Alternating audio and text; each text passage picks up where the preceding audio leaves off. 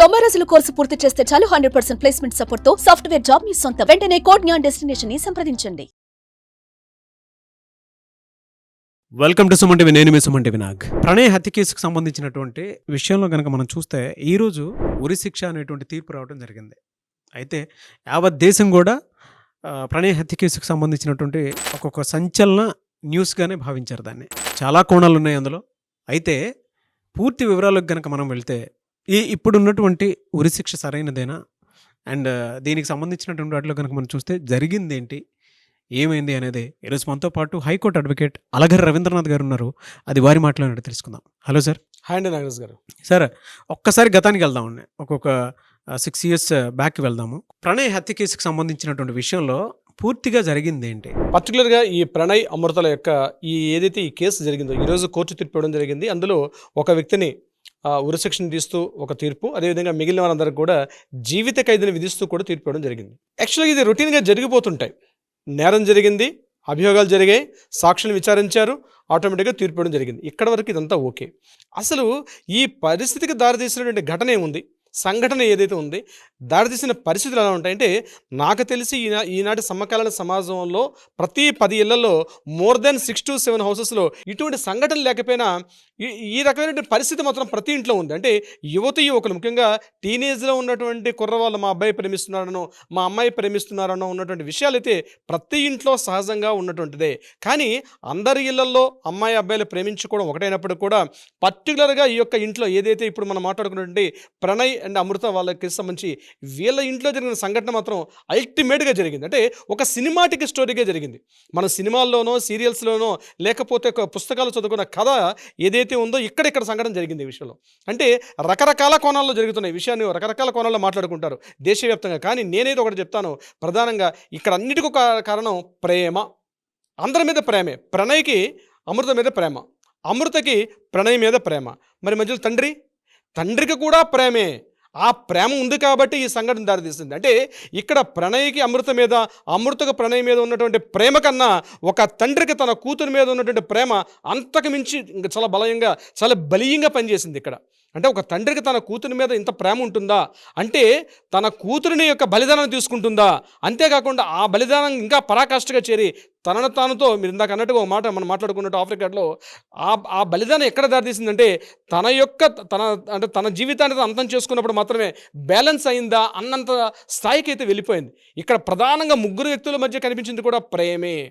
ఆ ప్రేమ అన్నది ఒక బలిదానాన్ని కోరుకుంది. ఇక్కడ ఒకరి బలిదానం కోరిందా కాదు, ఇంతమంది బలిదానాలు కోరింది. ఇక్కడ ఎవరు మిగిలారు అంటే చనిపోయిన ప్రణయ్ కూడా ఒక బలిదానం అయిపోతే తన ఆత్మహత్య చేసుకోవాలంటే మారుతీరావు ఒక బలిదానం కోరుకుంటే బతికి కూడా జీవోత్సవంలో బతుకుతున్నటువంటి ఈరోజు అమృత కూడా ఒక బలిదానం అంటాను నేను. ఈరోజు బతుకుతూ ఉన్నటువంటి తన పిల్లాడిని చూసుకుంటూ కూడా తన జీవోత్సవంలో ఈ గత స్మృతులు నెమరవేసుకుంటూ కూడా ఆవిడ కూడా ఒక బలిదానంగా ఉండిపోయినట్టుగా మొత్తం తెలుస్తుంది. ఎందుకంటే సమాజం ఇప్పుడు ఆవిడ ఏ స్టెప్ తీసుకున్నా ఆవిడని బతకనివ్వదు. అంటే రెండో పెళ్లి చేసుకున్నా బతకనివ్వదు.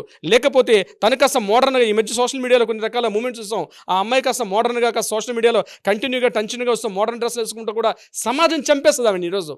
అంటే ఈ 3 యొక్క బలిదానం కూడా కోరింది. అంటే ప్రేమ, బలిదానం, ఈ 3 మధ్య ఈ ఎంటైర్ స్టోరీ మొత్తం నలిగిందని చెప్పడంలో ఎటువంటి డౌట్ అయితే లేదు నాగరాజ్ గారు.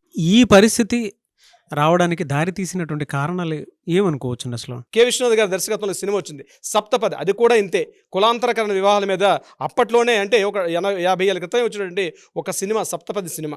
ఆ సినిమా ఇంచుమించుగా దగ్గరగా ఉంటుంది. అయితే అందులో ఇంతటి వైలెన్స్ ఉండదు, కానీ సంఘటన అంతర్లీనంగా ఉన్నటువంటి ఇతివృత్తం మొత్తం ఎలాగా కనిపిస్తుంది. అందులో ఏం జరిగింది, ఇక్కడ కూడా వీళ్ళిద్దరు కూడా చిన్నప్పటి నుంచి కూడా స్నేహితులు. ఎవరు? తిరునగరి మారుతీరావు గారు, అదేవిధంగా పెరుమాల బాలస్వామి గారు.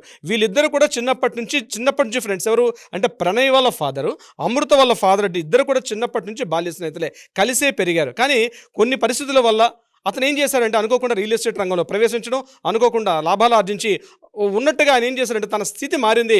బాలస్వామి మాత్రం అక్కడే ఉండిపోయాడు ఆ రకమైన ఏర్పాట్లు. అయితే వీళ్ళిద్దరు స్నేహం మాత్రం అట్లా నడిచింది.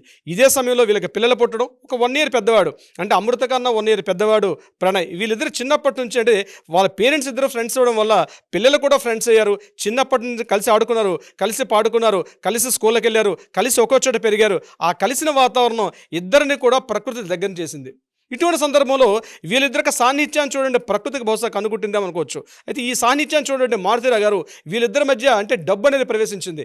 నేను కాస్త పెద్దవాడిని, అంటే వయసు రీత్యా, అంటే నేను చెప్పేది ఆర్థిక రీత్యా కావచ్చు, అదేవిధంగా వాళ్ళ మధ్య ఆ కుల వ్యవస్థ కావచ్చు, ఇద్దరి మధ్య తారతమ్యం కొంత పెంచింది. నేను పెద్దవాడిని, మీరు చిన్నవాళ్ళు, కాబట్టి నా కూతురు నీతో కలిసి ఉండడం సరికాదు, కాబట్టి నీ కొడుకుని కంట్రోల్ చేసుకొని చెప్పడం జరిగింది మారుతీరావు గారు. అయినప్పటికీ కూడా వాళ్ళ మధ్య ఉన్నటువంటి ఒక ఇన్ఫాచ్యుయేషన్, ఒక ఆకర్షణ మాత్రం ఇద్దరిని బలంగా దగ్గర చేర్చింది. అయితే ఇది ఇలా జరుగుతున్నప్పుడు కూడా కొన్ని స్కూల్స్ మార్చారు.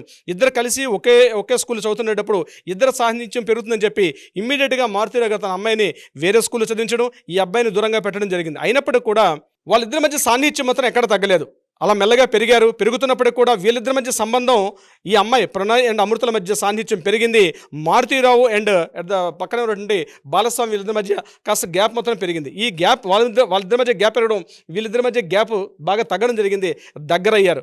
కాలేజ్ స్టేజ్కి వచ్చారు. కాలేజ్ స్టేజ్కి వచ్చిన తర్వాత మనం ఇలా కాదు, పెళ్లి చేసుకుంటే బాగుంటుందని చెప్పి ఇద్దరు కలిసి మ్యారేజ్ చేసుకున్నారు, ప్రణయ్ అండ్ అమృత. మ్యారేజ్ చేసుకుని హైదరాబాద్ వచ్చారు, వేరే ఉద్యోగాల ప్రయత్నాలు చేశారు. అయితే ఇక్కడ ఇది నిజమా కాదండి ఆఫ్ రికార్డ్ నాకు తెలియదు, ఇది సబ్జెక్ట్ టు ద కరెక్షన్. ఇక్కడ చెప్పడం ఏంటంటే, ఒక సందర్భంలో ఒక తాగిన మైకంలో ఇక్కడ ప్రణయ్ అనే అబ్బాయి మాత్రం చేసిన విషయం ఏంటంటే మారుతీరావు మీద కొంత అసభ్యంగా మాట్లాడినట్టుగా తెలుస్తుంది. ఈ కొన్ని మాట్లాడిన మాటలు కొంత ఈ మారుతీరావుకి విషయం తెలిసింది. అయితే ఇంత ప్రేమగా పెంచుకుని నా కూతురి మీద ఇతను కేవలం నా ఆస్తి కోసమే ఇతను నా అమ్మాయిని పెళ్లి చేసుకుంటున్నాడు, నా ఆస్తి కోసమే మా అమ్మాయిని ప్రేమ అనేటువంటి ఒక ముగ్గులోకి దించి దగ్గర సాన్నిధ్యం పెంచుకున్నాడు అనేటువంటి ఒక గ్లెడ్జ్ పెంచుకున్నారు ఇక్కడ మారుతీరావు గారు. పెంచుకున్న తర్వాత మెల్లగా మీ ఇద్దరు మిమ్మల్ని తెలియకుండా పెళ్లి చేసుకోవడం కరెక్ట్ కాదు, మీరు కూడా కలిసి రండి, అందరూ కుటుంబం మన బంధుమిత్రుల మధ్య మీ మ్యారేజ్ చేస్తని చెప్పి మారుతీరావు గారు పిలిచారు. పిలిచిన తర్వాత కాస్త హడావుడిగా చేసినప్పటికీ కొంతమంది మిత్రులు, మారుతీరావు గారు సంబంధించిన కొంతమంది మిత్రులు, ఈ మ్యారేజ్ సరైనది కాదు, మీ యొక్క స్థాయి ఎక్కడ, వాళ్ళ యొక్క స్థాయి ఎక్కడ, మీ ఇద్దరు కలిసి ఒక సమాజంలో ఒక వియ్యంకులుగా కలిసి చలమని అవడం సరికాదు అని చెప్పి కొంతవరకు సమాజం కొంత వికృత ధోరణిలో ప్రవర్తించారు. ఈ సందర్భంలో అమృత ప్రెగ్నెంట్ అయిన తర్వాత ఇమ్మీడియట్గా ప్రెగ్నెంట్ని తీసేయమని చెప్పి కొంత ఫోర్స్ చేయడం జరిగింది మారుతీరావు గారు. అంటే ఇది సరైన సమయం కాదు, ఇంకా మీరు చిన్నపిల్లలు కాబట్టి ఇప్పుడే వద్దని ఆయన కొంత ఉద్బోధ చేసి కనిపిస్తుంది. కానీ తన కూతురు మీద చిన్నప్పటి నుంచి అపారణ ప్రేమ పెంచుకున్నారు. తను ఏదైతే ఆస్తులు రియల్ ఎస్టేట్ ద్వారా లావాదేవీలు పెంచుకున్నారో అనేక లావాదేవీలు తన కూతురు పేరు మీద రాశారు.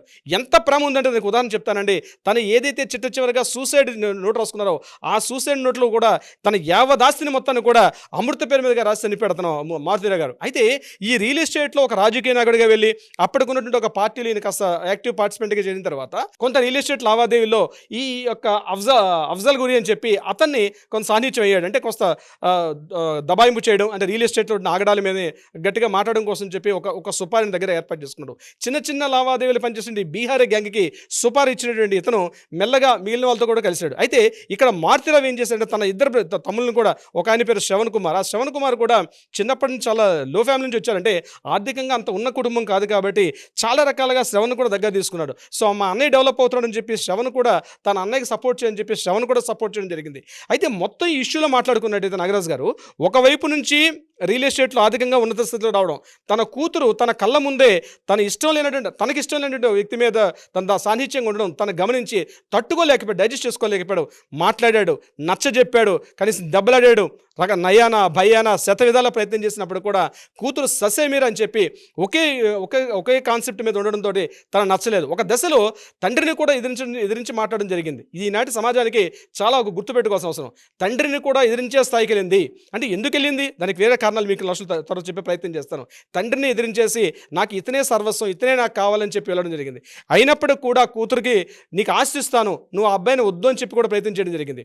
ఇక్కడ ఏమైంది, ఇది కేవలం ఒకవైపు చూసినట్టయితే కేవలం కులం అన్నటువంటి ఒక యాంగిల్లో కనిపిస్తున్నప్పుడు కూడా నేనేమంటానంటే కులం అనేది అంతగా కాదు. ఎందుకంటే మనం ఎక్కడో 70s లోనో 60sలోనో 50లో లేవు, కాస్త మోడర్న్ సొసైటీలో ఉన్నాం. కానీ ఏవో కొన్ని చేస్తున్న పనులు, ఆ అబ్బాయి చేస్తున్న పనులు ఇతను హర్షించలేకపోయాడు, తన యాక్సెప్టెన్స్ ఇవ్వలేకపోయాడు. ఆ సందర్భం మీద ఏదైనా చెయ్యాలి, ఒక తండ్రి ఏది చెయ్యకూడదో ఆలోచించాడో ఆ పని చేశాడు మారుతీరావు గారు. ఏది చెయ్యకూడదో, ఎలా ఆలోచించకూడదో ఆ స్థితిని ఆలోచించాడు. అది ఈనాడు తల్లిదండ్రులు చేయకూడని పని. ఆయన ఆ రోజు మారుతీరావు గారు ఆ స్టెప్ తీసుకున్నారు. స్టెప్ తీసుకుని తీసుకొని ఒక సుపారీ గ్యాంగ్కి కొంత అమౌంట్ ఇచ్చి ఏదో రకంగా అతన్ని భయపెట్టాలి, చంపాలనే ఉద్దేశం కాదని కొన్ని విషయాలు వార్తలు కూడా వెలుగులోకి వచ్చాయి. ఇది right are wrong, subject to the correction. కానీ ఆ సుపారీ గ్యాంగ్ వాళ్ళు చేసిన పని ఏంటంటే చిట్ట చివరిగా సుమారుగా ఈ 7 to 8 టైమ్స్ ఆయన మీద అటెంప్ట్ చేయడం జరిగింది.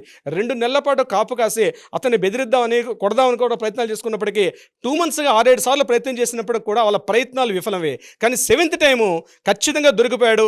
ఎప్పుడైతే ఈ అమృతం తీసుకొని హాస్పిటల్కి వెళ్ళి ఆ రోజు డెలివరీ అంటే కంటిన్యూగా డెలివరీ ఉంది కాబట్టి హాస్పిటల్ని తీసుకెళ్ళి చూపించుకొని రిటర్న్ అవుతున్న మధ్యాహ్నం 12:30 ఆ ప్రాంతంలో రిటర్న్ అవుతున్న క్రమంలో ఇమీడియట్గా అటాక్ చేశాడు ఈ సుభాష్ శర్మ అనేటువంటి వ్యక్తి. అక్కడ ఇమీడియట్గా అటాక్ చేసి అతని మీద దాడి చేసి అన్ని సీసీ కెమెరాలు ఉన్నాయి, ఫుటేజ్ ఉంది, అన్నీ చూస్తుండే కానీ ఇమీడియట్గా అటాక్ చేయడం, ఆ యొక్క ఒక కత్తి తీసుకుని నరికడం తోటి అప్పటికప్పుడు కుప్పకూలిపోయాడు అక్కడ ప్రణయ్. అయితే అక్కడతో కథ ఆగిపోలేదు, అక్కడ కథ మొదలైంది ఈ స్టోరీలో.